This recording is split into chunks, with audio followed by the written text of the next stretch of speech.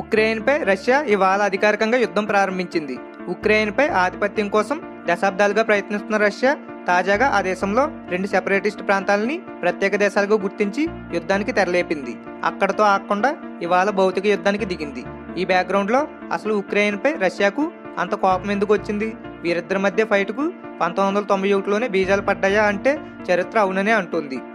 1991లో Soviet republic of Ukraine Russia నుంచి స్వాతంత్ర్యం పొందింది. సోవియట్ రిపబ్లిక్ ఆఫ్ ఉక్రెయిన్ నాయకుడు లియోనిడ్ క్రావ్చుక్ మాస్కో నుంచి స్వాతంత్ర్యం లభించినట్లు ప్రకటించాడు. ప్రజాభిప్రాయ సేకరణ అధ్యక్ష ఎన్నికల్లో ఉక్రేనియన్లు స్వాతంత్ర్యాన్ని ఆమోదించి క్రావ్చుక్ను అధ్యక్షుడిగా ఎంచుకున్నారు.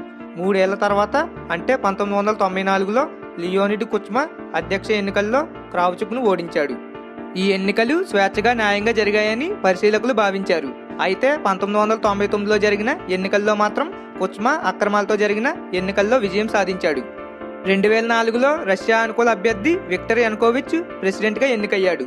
అయితే ఓట్ల రిగ్గింగ్ ఆరోపణలతో తలెత్తిన నిరసనలు ఆరెంజ్ రివాల్యూషన్గా మారిపోయాయి. దీంతో మళ్లీ పోలింగ్ నిర్వహించారు. ఇందులో పాశ్చాత్య దేశాల అనుకూల మాజీ ప్రధానమంత్రి విక్టర్ యుష్చెంకో అధ్యక్షుడిగా ఎన్నికయ్యాడు. 2005లో యుష్చెంకో ఉక్రెయిన్ను క్రెమ్లిన్ ఎఫెక్ట్ నుంచి బయటికి తెచ్చి నాటో, EU వైపు నడిపిస్తాననే వాగ్దానాలతో అధికారం చేపట్టాడు. యుష్చెంకో మాజీ ఎనర్జీ కంపెనీ బాస్ యులియా టిమోషెంకోను ప్రధానమంత్రిగా నియమించాడు. కానీ పాశ్చాత్య అనుకూల క్యాంపులో అంతర్గత పోరు తర్వాత ఆమెను కూడా తొలగించారు. 2008లో ఏదో ఒక రోజు ఉక్రెయిన్ను కూడా నాటో కూటమిలో చేర్చుకుంటామని అధినేతలు హామీ ఇచ్చారు. 2010లో జరిగిన అధ్యక్ష ఎన్నికల్లో యానుకోవిచ్ టిమోషెంకోను ఓడించాడు. దీంతో రష్యా ఉక్రేనియన్ నల్ల సముద్రపు ఓడరేవులో రష్యన్ నౌకాదళానికి లీజును పొందడానికి బదులుగా గ్యాస్ ధరల ఒప్పందాన్ని కుదుర్చుకున్నాయి. 2013లో నవంబర్లో యానుకోవిచ్ ప్రభుత్వం EUతో వాణిజ్యం అసోసియేషన్ చర్చలను నిలిపివేసింది.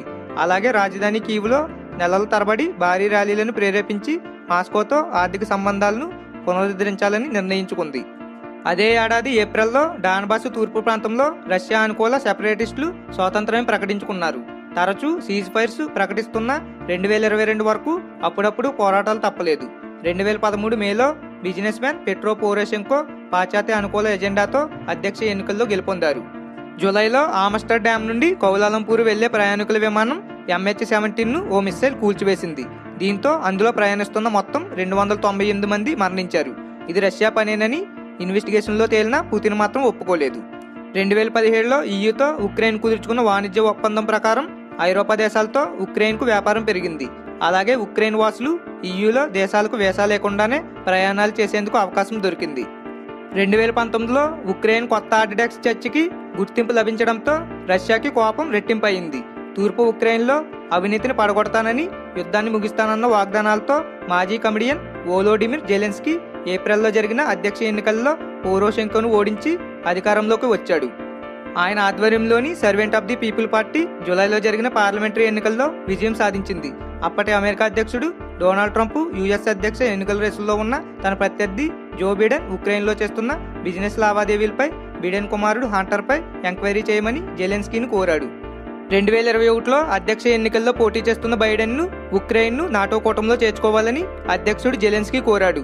ఆ తర్వాత రష్యాకు అనుకూలంగా ఉండే అపోజిషన్ లీడర్ మేడ్వెచ్కుపై ఉక్రెయిన్ ప్రభుత్వం ఆంక్షలు విధించింది. తర్వాత రష్యా ఉక్రెయిన్ సరిహద్దుల్లో బలగాలను మోహరించి సైనిక విన్యాసాలు నిర్వహించింది. గత ఏడాది అక్టోబర్లో టర్కీలో తయారైన డ్రోన్ను తమపై నిఘాకు ఉక్రెయిన్ వాడటం రష్యాకు మరింత కోపాన్ని తెప్పించింది. దీంతో ఉక్రెయిన్ సరిహద్దులకు రష్యా మరిన్ని బలగాల్ని పంపింది. డిసెంబర్లో నాటో ఉక్రెయిన్తో పాటు తూర్పు యూరోప్లో తన డిఫెన్స్ యాక్టివిటీస్ని తగ్గించుకోవాలని రష్యా డిమాండ్ చేసింది. ఈ ఏడాది జనవరిలో ఉక్రెయిన్పై అమెరికా రష్యా దౌత్యవేత్తలు జరిపిన చర్చలు విఫలమయ్యాయి. జనవరి 14న రష్యా హ్యాకర్లు ఉక్రెయిన్ ప్రభుత్వ వెబ్సైట్లపై సైబర్ దాడి చేశారు. అలాగే రష్యా బలగాలు బెలారస్ నుంచి ఉక్రెయిన్ వైపు కదలడం ప్రారంభించాయి. దీంతో నాటో కూడా ఉక్రెయిన్ తీరంతో పాటు సరిహద్దులకు బలగాలను, ఓళ్లను రంగంలోకి దింపడానికి సిద్ధమైంది. ఆ తర్వాత రష్యా అభ్యంతరాలను పరిశీలిస్తామని అమెరికా చెప్పినా రష్యా సాటిస్ఫాక్షన్ అవ్వలేదు. ఈ నెలలో ఉక్రెయిన్ చుట్టూ నాటో దళాలకు సాయపడడానికి పోలాండ్, రొమేనియాకు అమెరికా బలగాలను పంపింది. చైనాలో తాజాగా జరిగిన వింటర్ ఒలింపిక్స్ సందర్భంగా నాటోలో ఉక్రెయిన్ చేరికను అడ్డుకోవాలన్న తమ డిమాండ్కు చైనా నుంచి రష్యా అధినేత పుతిన్ మద్దతు పొందాడు. ఆ తర్వాత సంక్షోభ పరిష్కారానికి ఫ్రాన్స్ వంటి EUలో ఉన్న దేశాలు ప్రయత్నించినా ఫలితం లేకుండా పోయింది. ఇక దాంతో రష్యా ఉక్రెయిన్పై దాడికి దిగింది.